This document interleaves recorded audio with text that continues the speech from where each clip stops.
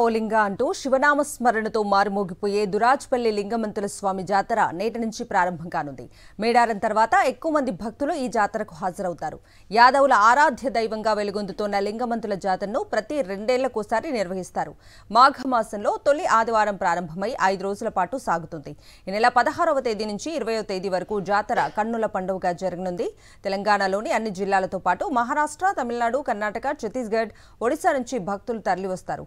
ఈసారి జాతరకు 20 లక్షలకు పైగా భక్తులు వస్తారని అంచనా వేసిన అధికారులు ఆ మేరకు ఏర్పాట్లు పూర్తి చేశారు. ఓ లింగ అంటూ శివనామ స్మరణతో మారుమోగిపోయే దురాజ్పల్లి లింగమంతుల స్వామి జాతర నేటి నుంచి ప్రారంభం కానుంది. మేడారం తర్వాత ఎక్కువ మంది భక్తులు ఈ జాతరకు హాజరవుతారు. యాదవుల ఆరాధ్య దైవంగా వెలుగొందుతోన్న లింగమంతుల జాతరను ప్రతి 2 ఏళ్లకోసారి నిర్వహిస్తారు. మాఘమాసంలో తొలి ఆదివారం ప్రారంభమై 5 రోజుల పాటు సాగుతుంది. ఈ నెల 16వ తేదీ నుంచి 20వ తేదీ వరకు జాతర కన్నుల పండుగగా జరగనుంది. తెలంగాణలోని అన్ని జిల్లాలతో పాటు మహారాష్ట్ర, తమిళనాడు, కర్ణాటక, ఛత్తీస్గఢ్, ఒడిశా నుంచి భక్తులు తరలివస్తారు. ఈసారి జాతరకు 20 లక్షలకు పైగా భక్తులు వస్తారని అంచనా వేసిన అధికారులు ఆ మేరకు ఏర్పాట్లు పూర్తి చేశారు.